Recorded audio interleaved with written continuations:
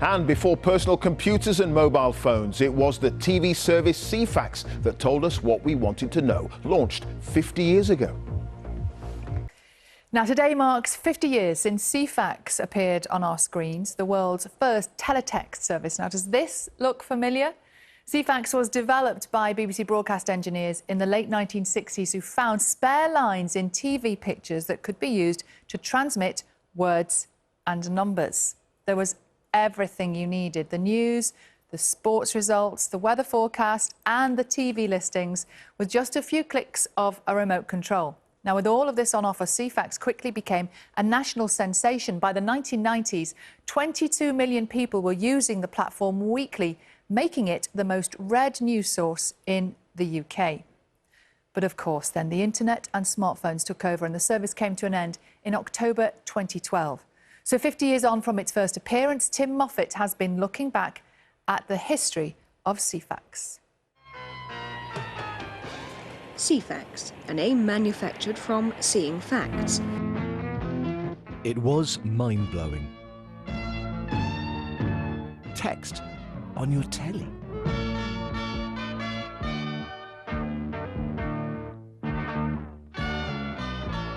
You don't even have to wait for the next news bulletin before you find out what the news is, because it's like a book or a giant encyclopedia with hundreds of pages, and you can dial any of those pages as you go. The scene's now set for the thousands of viewers with Ceefax sets, perhaps over breakfast, to read the latest news at the time they want to. Oh, what's that about South Wales on there? Long before the internet, Ceefax was at the cutting edge of technology.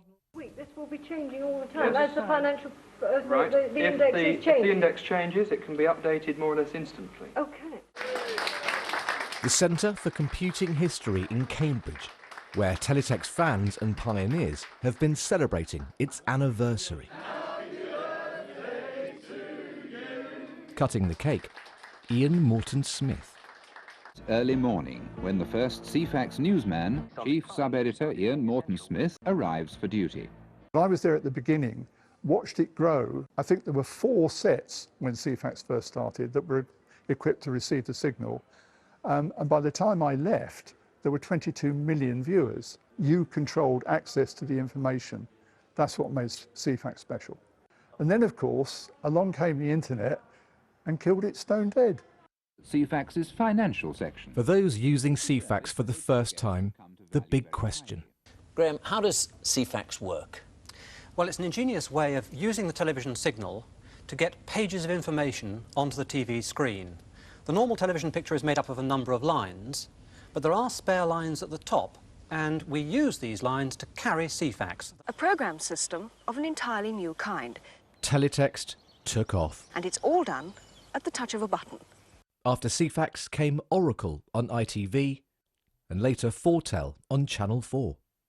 It's fascinating insight into the past. Jason Robertson has archived thousands of teletext pages. 1981, Sunday the 12th of April at 5 to 1. These are the pages that you would have seen. Old television programmes recorded on videotape also contain teletext information from the time. People have been very generous and sent me loads of videotapes. I've got a garage full to go through. They need someone to decode that information, yeah, and that's where you come in. That's where I come in. Why do this? Why archive all these old pages? I mean, we've got newspaper archives, loads of those. Why not a teletext archive as well? Because the good thing about teletext, of course, is it's impartial. Newspaper archives can be quite partisan, but Ceefax has to just tell the facts. Heavy set and blocky fonts and vibrant, violent hues imparting TV listings, the weather, sport and news. The 50th anniversary has inspired this tribute from poet James Domestic. With super chunky graphics and clunky animations, everybody knows the joy was in its limitations. It's a very nostalgic thing. I mean, I remember growing up in the 80s and 90s and you'd see it and it really does, you know, it sort of almost didn't notice it had gone at first and then suddenly you do and then it's just not there. This town's too small for both of us. Ceefax, you must be shelved. Ceefax knew the web had won and skulked off in 2012. But when it began, Ceefax seemed to be paving the way to a digital future. Chess, bridge, crossword puzzles and many other games appeared to lend themselves to the format of the television screen. And looking even further ahead, there's the really exciting possibility of using a domestic television receiver as a home computer terminal. Far-fetched? Well, hardly. After all, it's not so very long ago I discovered that by doing this, I get that. The good ship Ceefax, pioneering, popular, but swept aside by the tides of technology. Tim Muffet, BBC News. It's very nostalgic. I don't remember John. it flashing. You do. That was really fancy. Am I right in thinking that at one stage in your career you actually wrote a bit of Ceefax? Yeah, and you had to get exactly the right number of characters to fit across for the headlines, and it was a nightmare trying to choose words or drop letters. But like a crossword. But strangely satisfying when you got them to work, yeah. Yeah.